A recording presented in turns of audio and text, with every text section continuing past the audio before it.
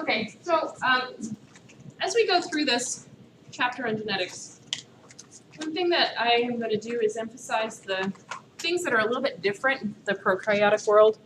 Obviously, many of the processes are the same or similar enough. There are some key differences that you probably haven't really considered before that haven't been emphasized in previous courses that are really important. And one of them, and we'll come back to this later, but I just want to start off with this, is this idea of how it is that certain bacteria have some of the qualities that they do. Now, you may already be aware that the genetic makeup of an organism can change as a result of mutation, right, and evolution over time. Small mistakes in the genome introduced by copying errors or other kinds of processes, but there is something important that happens in prokaryotes that isn't often talked about that results in something like this. So we have our normal gut bacteria, E. coli, that's beneficial for us. And why is it beneficial?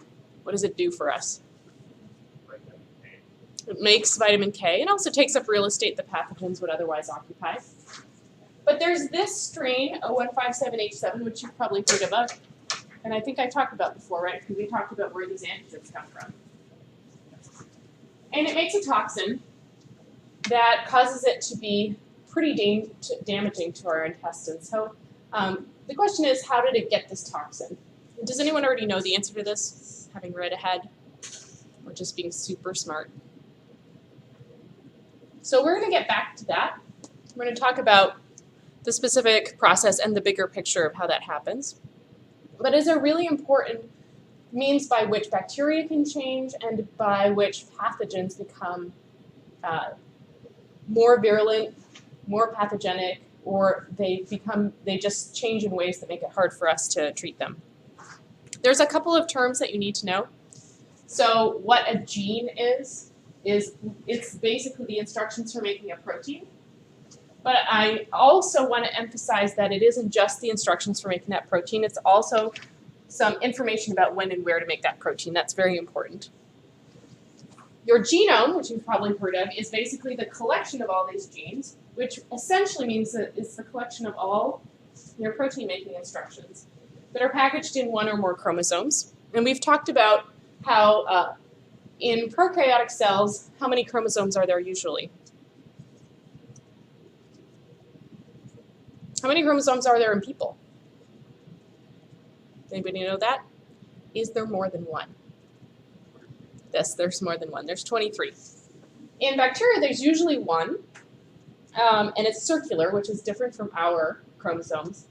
And but that isn't a universal. And for instance, in viruses, you can have multiple segments, although that's rare, it's possible. And what virus have we already discussed that has multiple segments? If you are awake during the presentation, you should know this. Influenza, yeah. All right, now the study of genes is genetics.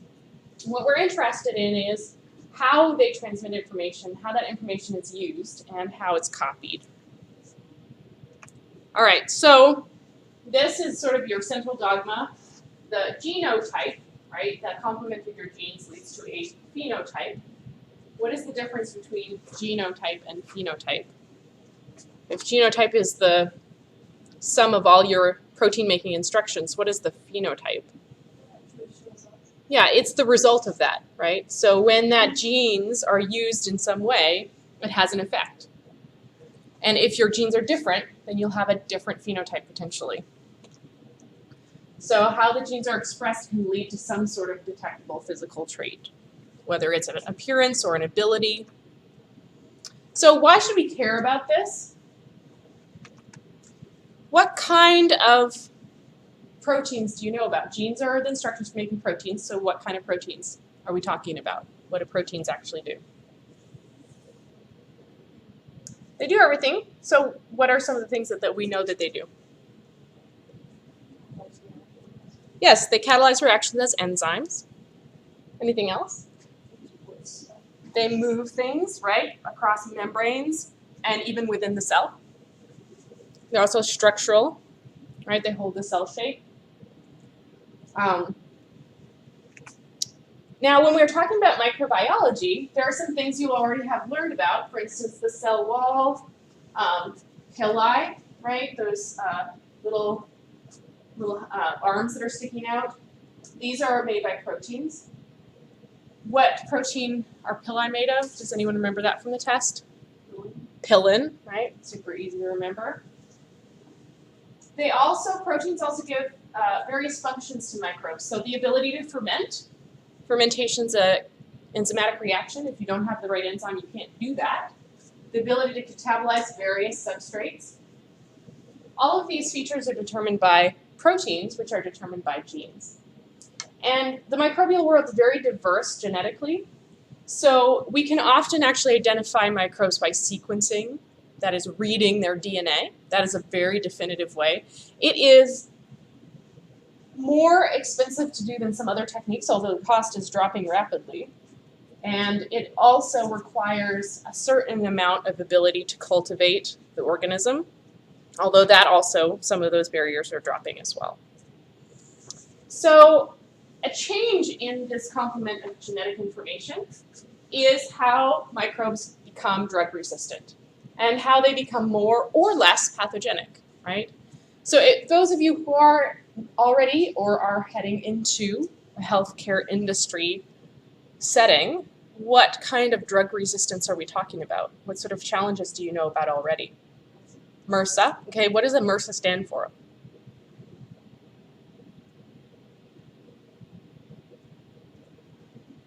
Methicillin resistant Staphylococcus aureus. Okay, and so you may already be familiar with this idea that something like Staphylococcus aureus, a fairly common,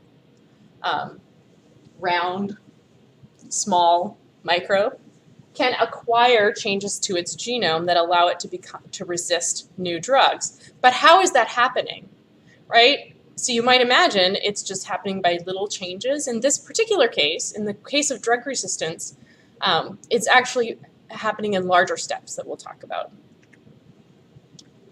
So another example actually that I want to mention, and I think I've talked about this before, the bacterial pneumonia caused by a bacterium.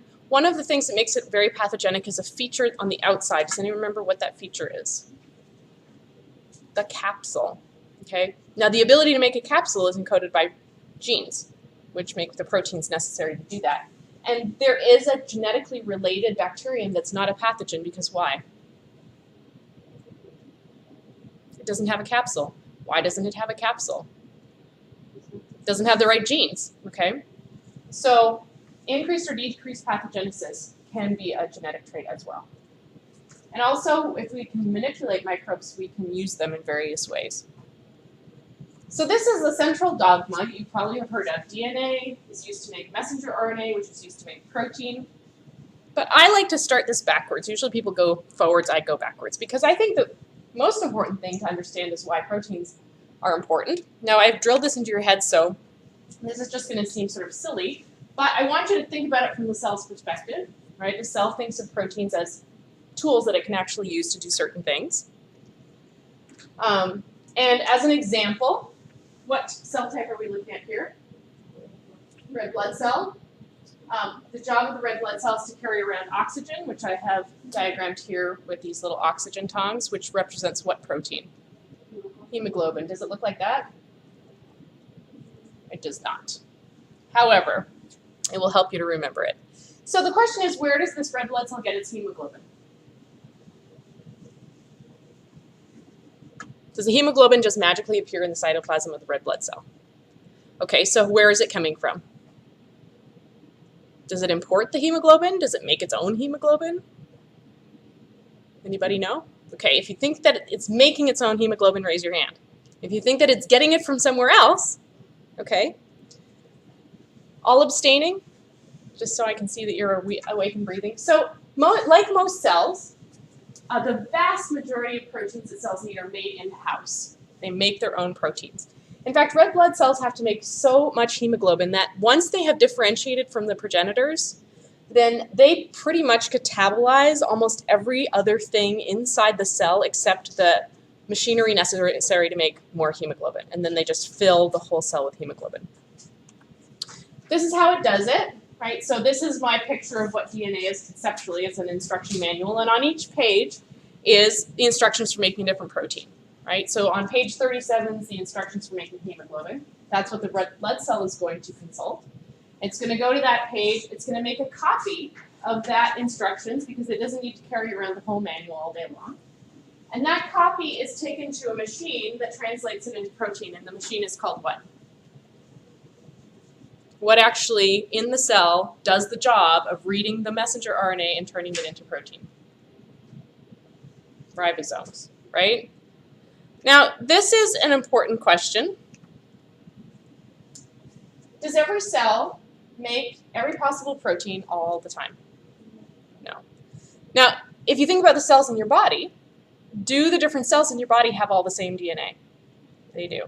There are some exceptions, actually, and I'll tell you, red blood cells are one exception because what they do is, as they age, they actually jettison part of the genome that they don't need. But when they're first born, they have everything.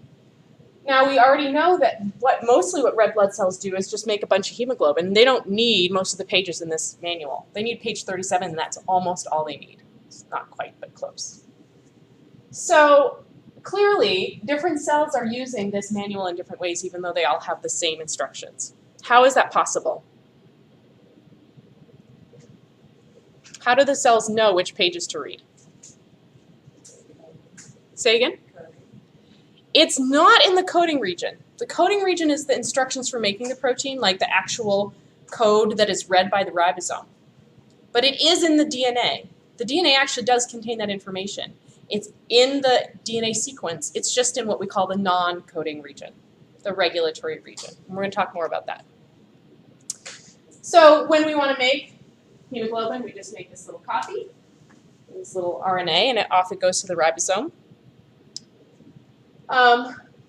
This is basically various, if you ask pretty much anybody, you might get one or more of these answers depending on how sophisticated their biological knowledge is. They might give you the nerd's answer, right? Or they might give you the real layperson's answer. But this is what it really is. DNA is instructions for making proteins. So let's remind ourselves what DNA actually is chemically. It's a polymer of repeating subunits, and what is the subunit that is used to make DNA? Anybody remember this from chemistry a few short weeks ago? Nucleotides, right? So here's a nucleotide, and DNA has 4 different ones that are called A, G, C, and T. They're strung together in a linear sequence. RNA has 4 as well, but instead of T, there's a U. The difference between these nucleotides is just this part here, the nitrogenous base. There's one of these 4 in DNA, either cytosine, thymine, guanine, or adenine. In RNA, one of these bases is substituted for something else, which is what? These are the bases that go in here in DNA. Which one of these is not found in RNA? Thymine, and it's replaced with uracil, so it's called U. So this is just a text representation of nucleotide structure. It's the base part, which we call IGCT or AGC or U. There's a phosphate group and a pentose, which is a 5-carbon sugar. The pentose gives the nucleotide its specific orientation. So here's, again, a structure of that nucleotide. We've got the base here, which could be one of 4 in either DNA or RNA. That's attached to this sugar, which is attached to a phosphate group. What's the charge on phosphate? It's very negative, okay? Now sugar is, of course, hydrophilic, and then we've got this base, which is also hydrophilic, and overall DNA has a negative charge. So there's an important couple of places on this nucleotide that I want to point out. One of them is here. This is the 5th carbon if you count clockwise from the oxygen, 1, 2, 3, 4, 5. And it's where the phosphate group is attached. And so that is considered to be the 5' end of the nucleotide. As opposed to this 3rd carbon, where a hydroxyl group is attached, that's considered the 3' end. Now you can tell which nucleotide type this is whether it's RNA or DNA, because what's the difference between RNA and DNA at the sugar part? RNA has ribose, DNA has deoxyribose, which sounds like what? What have we taken away? We've taken away an OH group, which normally sits here. So that's how you can tell the difference between those two. We string these nucleotides together in a line. This is a polymer of nucleotides. And so you'll see a phosphate in the sugar with a little base hanging off of it, like it's dangling off of a charm bracelet, attached to another phosphate group sugar with a base, secures the nucleotide, attached to the next one, attached to the next one. We know this is either RNA or DNA. Can we tell which one it is based on what's here? Which one is it? RNA, because why? It's got uracil. If this was DNA, it would be double-stranded. Okay, so RNA is typically single-stranded, DNA is double-stranded. So here's a picture of DNA. And there are a couple of things I want to point out on this. It's a sequence of 2 linear molecules. Okay, so all of these bonds here, these are all covalent bonds, which means what? Shared electrons, could be equal or unequal. If we're talking about, CH groups, they're equally shared. If we're talking about OH groups, there's some polarity there. So here would be a place where you could have a hydrogen bond, for instance. So you've got this linear sequence and that linear sequence, and they're somehow held together in the middle by these weaker bonds, which are what? Hydrogen bonds. So between these bases, there's hydrogen bonds. We call them base pairs because they always pair with each other in various stereotypic ways. We know that thymine always binds to adenine, guanine always binds to cytosine. If there was, if we were making an RNA molecule that would be complementary to this, we would stick a U here instead. Now, it's important that these bonds are somewhat weak because that means we can pull these 2 strands apart. And the best way to think about that is I don't know if you've ever seen that magnetic jewelry, right? It's really strong. It'll stay on your body, but you can easily pull it apart. And that's very similar to these hydrogen bonds. This molecule has something called complementarity. What does that mean? That means that these bases pair in stereotypical ways. So if we only knew the sequence of this side of the DNA, would we be able to tell the other side? Yes, we would, right? So that's what we mean when we say complementary. This strand is also anti-parallel to that one, meaning what? What do you notice about the orientation of these 2 strands of DNA? They're upside down with respect to each other. This is the way, this particular nucleotide has the phosphate group up here, sugar base, attached to phosphate sugar base, leaving a free hydroxyl group down here. And on the other side is the opposite, right? We have a free phosphate group down here, it's the 5' end. Over here, a 3' hydroxyl group. So these strands are upside down with respect to each other. That is because of the structure of the nucleotide and how it's connected to other nucleotides. Okay, so when we talk about DNA, we measure it, when we're talking about its size, we measure it in base pairs. So how many TAs, GCs, TAs do we have in the molecule? 3 base pairs in a row is called a codon, and that is the code for 1 amino acid.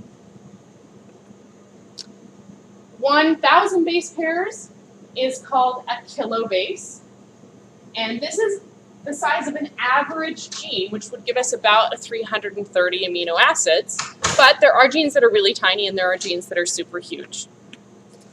A megabase is 1,000 kilobases, or 1,000,000 base pairs, and our genome is 3 billion base pairs. We call this 3,000 megabases.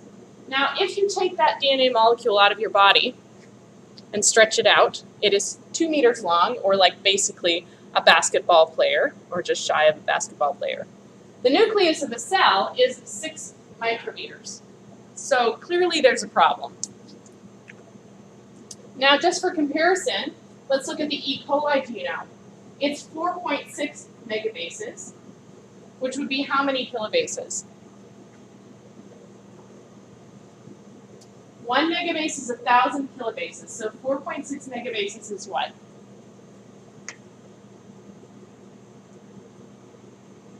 What's 4.6 times 1,000? 4.6 times 1,000. 4,600, right? So 4,600 kilobases, or 4.6 million base pairs.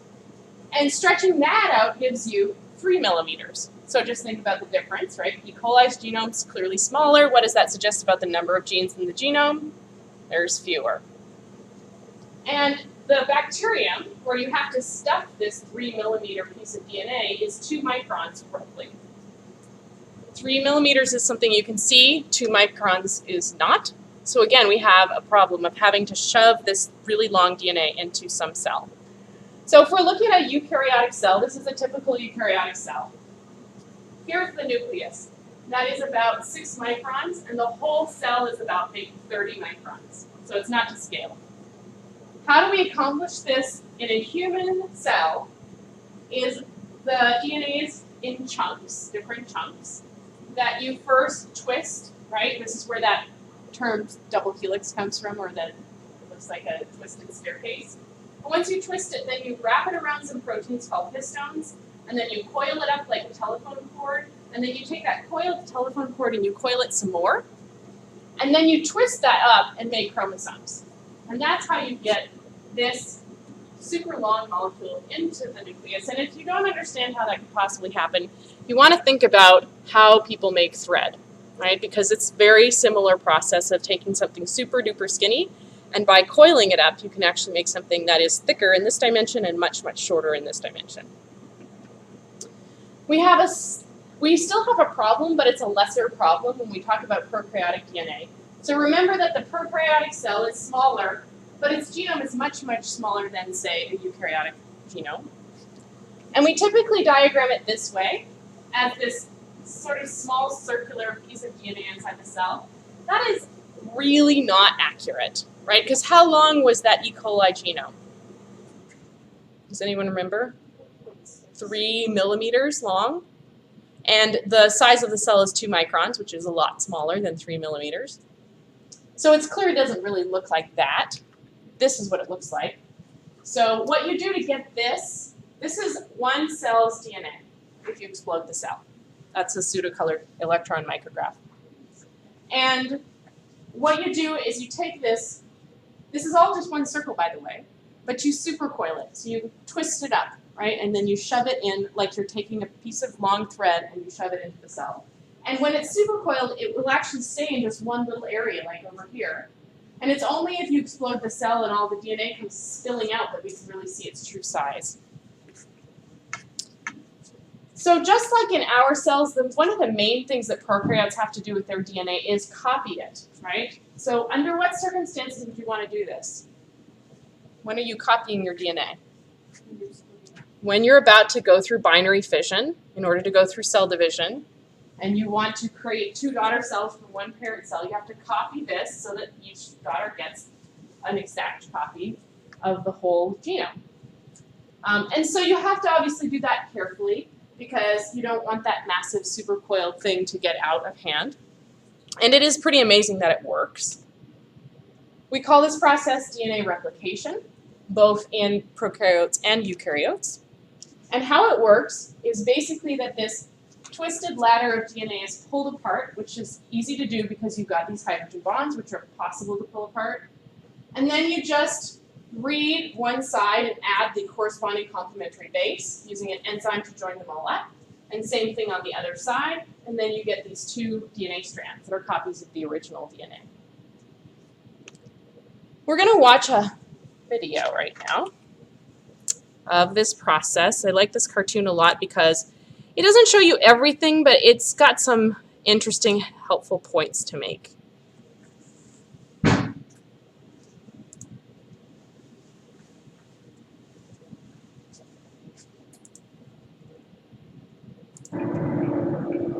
Using computer animation based on the latest research, we are now able to see how DNA is actually copied in living cells. You are looking at an assembly line of amazing miniature biochemical machines that are pulling apart the DNA double helix and cranking out a copy of each strand. The DNA to be copied enters the production line from bottom left. The whirling blue molecular machine is called helicase. It spins the DNA as fast as a jet engine as it unwinds the double helix into 2 strands. One strand is copied continuously and can be seen spooling off to the right. Things are not so simple for the other strand because it must be copied backwards. It is drawn out repeatedly in loops and copied one section at a time. The end result is 2 new DNA molecules.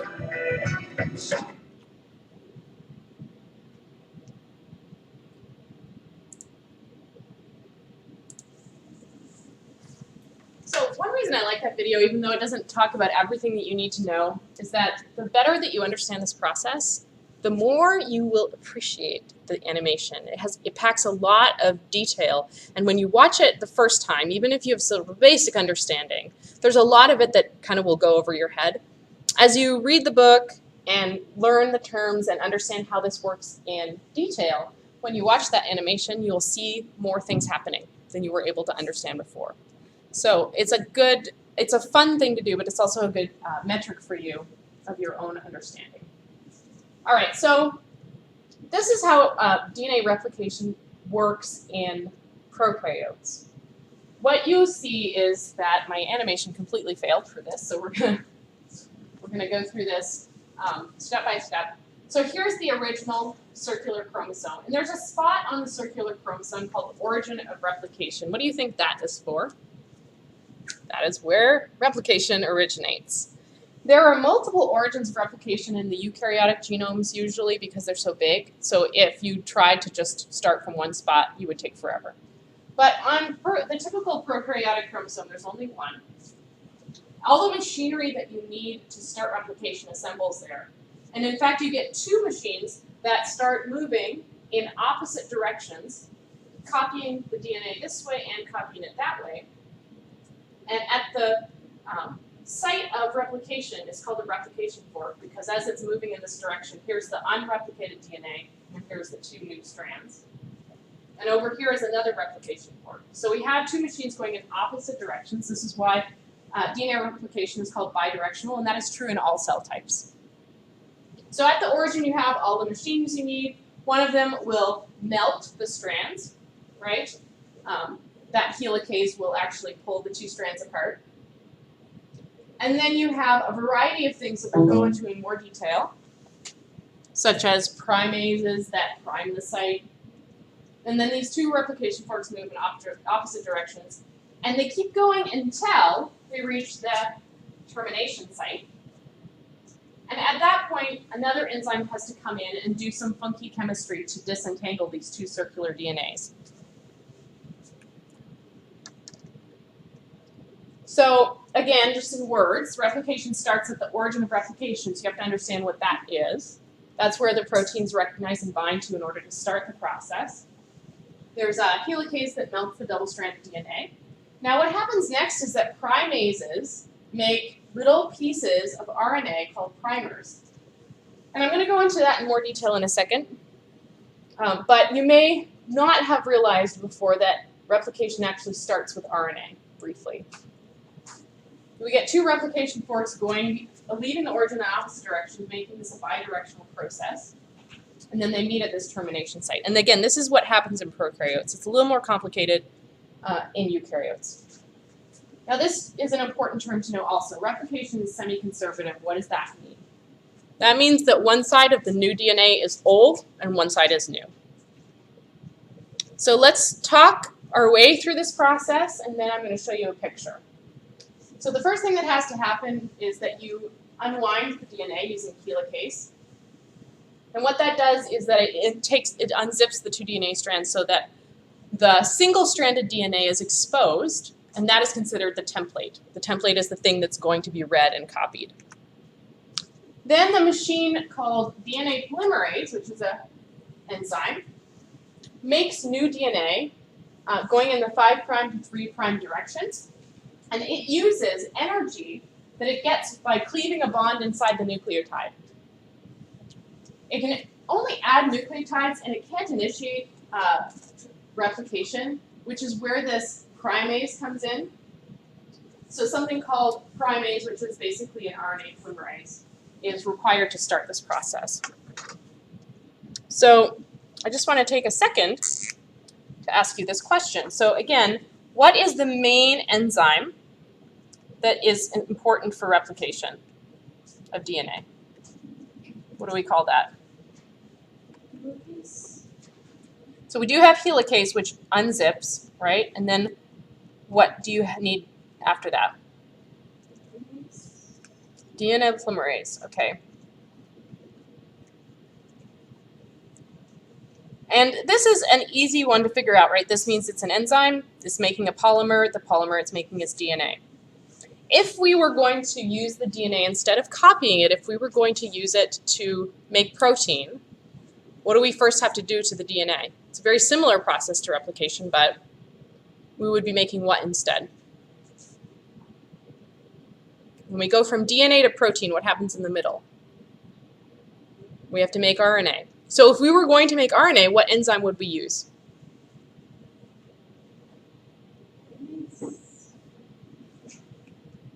RNA polymerase.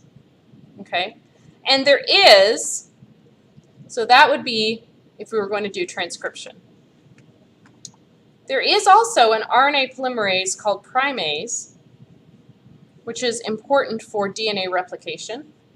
And I'm going to talk about how that's involved in a second. The one thing that I want to point out now, which we'll come back to in, a couple of weeks, is that these terms, DNA and RNA polymerase, are very frequently used in biology to refer to the replication enzyme and the transcription enzyme. But again, there are some RNA polymerases that are important for replication. And when we talk about viral replication, we enter a whole brave new world of terms, because what these names leave out is some important information. So when we use DNA polymerase to make new DNA, what are we starting with? DNA polymerase makes DNA from what? What's its template? Other DNA, right? So technically, actually, it should be called DNA-dependent DNA polymerase. Why are we making that distinction? What does it suggest if we have to say this part? You could use other things to make DNA, such as what? You could use RNA as a template, right? So if we had something that was an RNA-dependent DNA polymerase, what would that be called? Anybody know? Is there an RNA-dependent DNA polymerase in your world? Do we in our cells have the ability to make DNA out of RNA? No, we don't. Is there any organism that can? Yes, what is it? Retroviruses. And what is the name of the enzyme that they use?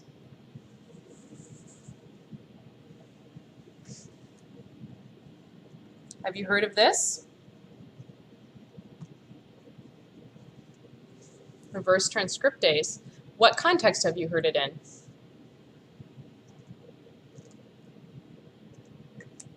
How about in HIV? HIV is a retrovirus. This enzyme, reverse transcriptase, is what all retroviruses use to replicate. And if we can stop them from doing that, we can stop them from being part of that cycle of HIV and AIDS. So just a couple of thoughts. We're going to go into that in more detail when we talk about viruses. So we have our main enzyme, our DNA polymerase, and then we also are going to rely on an RNA polymerase just to kickstart the whole process off. And in the picture, it's going to make more sense how that works. The video also mentioned this very important thing that once you understand it, you'll watch the video and be like, I get that now. When I watched it the first time, I did not understand what was happening. That is this. There are two strands, right? So as we pull the DNA apart, there's two strands. And what in the video they said was that one strand is copied continuously. We call that the leading strand because its replication is faster. And the other strand is copied backwards, and that's called the lagging strand. And remember, they said it, they pull it out in loops, they copy it backwards, and they have to link those pieces together. The reason for this is because DNA polymerases can only add nucleotides to the 3' end. So let's remind ourselves what that means. What's the 3' end of the nucleotide? Remember that structure that I showed you of nucleotides?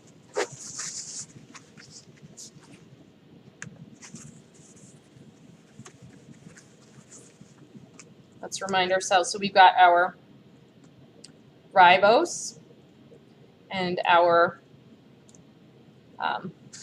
inability to draw. That's why I use pictures. 1, 2, 3, 4. Yeah, there we go. That's the 5' carbon. This is the 3' carbon. This is where the hydroxyl group is. And what's going over here on the 5' carbon? What are we putting here? Phosphate, right? Here's our sugar, ribose, or deoxyribose in this case. And then over here we have our base, whatever it is, right? Could be A, G, C, or T. So here's the 3' end, and here's the 5' end.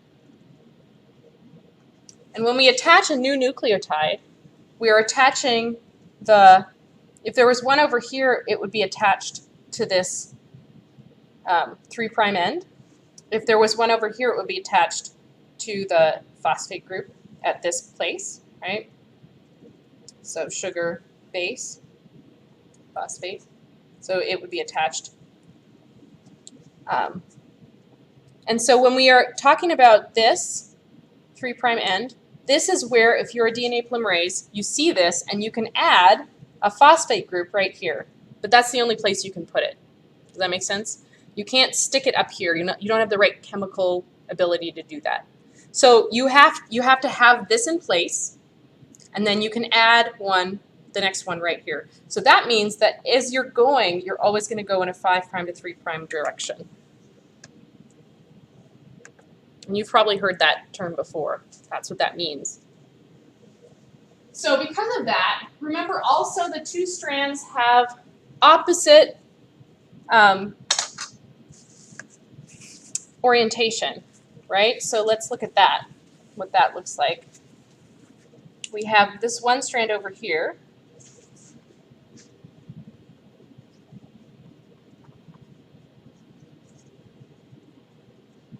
That is 5' to 3'.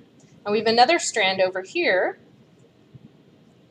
that is 5' to 3'.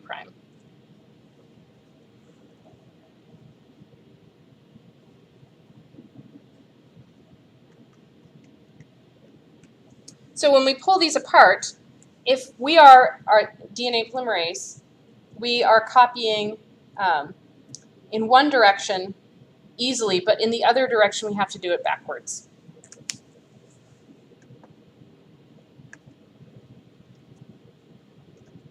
So here's a picture that I told you about. Oh wait, I have to go back and I'm so sorry.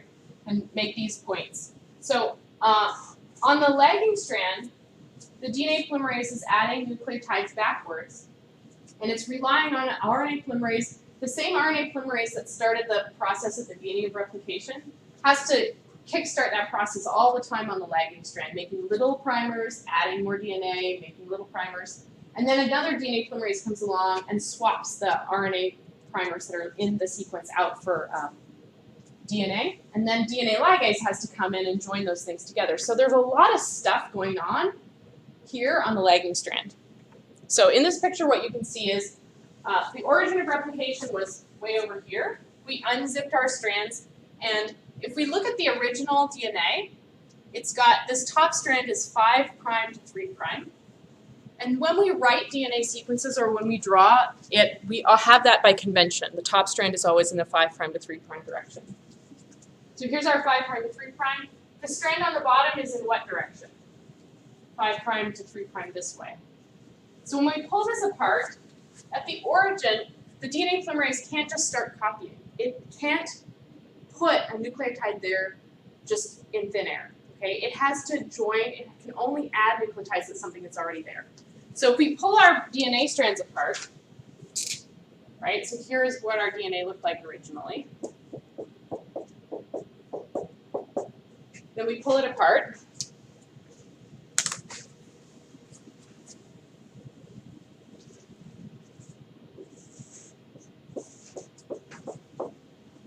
Here's DNA polymerase.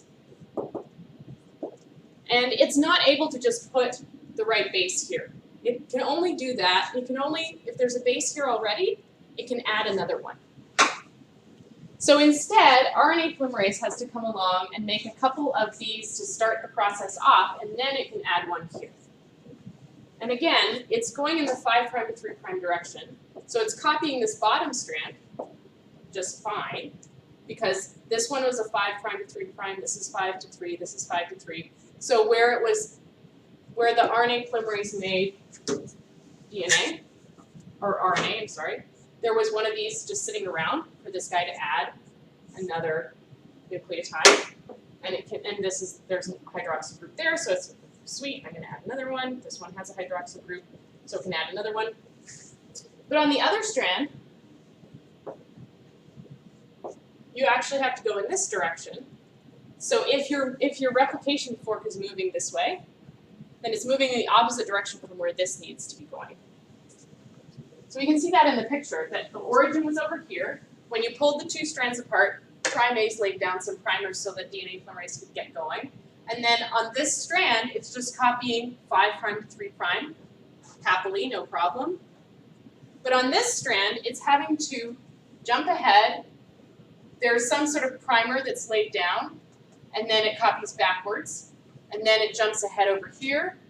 Some RNA polymerase lays down this part of the nucleotide sequence, and then DNA polymerase can come in and add to this end and keep going. So it has to do this, and then that, and then that. And then these parts here, which are RNA, are replaced by a different DNA polymerase. And then these two pieces are joined together by ligase. So there's a lot going on that lagging strand, which is why it takes longer to do. Okay, now the other thing that I mentioned is that these are enzymes. This chemistry of building takes energy, right? Whenever we make something, we need some energy. Where are we getting the energy from? Well, it just so happens that the structure of ATP is, in fact, a nucleotide. And all of the nucleotides that are used in making DNA, or RNA for that matter, start out as triphosphates, right? Whether they're ATP, which is adenine-based, or TTP or GTP or CTP. And they all have 3 phosphate groups. And what do we know about these phosphate groups? They're super negatively charged, and so when we put them together, what does that require? Energy. So and we also know that in the final structure of DNA and RNA, there's only 1 phosphate group. So if we chop off 2 of these phosphates from this high energy molecule, we're going to liberate some energy, right? And so that's the energy that the enzyme is using. So as it goes along, here's the strand it's making, right? And it's going in the 5' to 3' direction. Here's the latest one that was just added. It has a free hydroxyl group on the 3' end. So it uses this starting material, which looks very much like ATP. This is actually TTP, but it's essentially a similar energy level.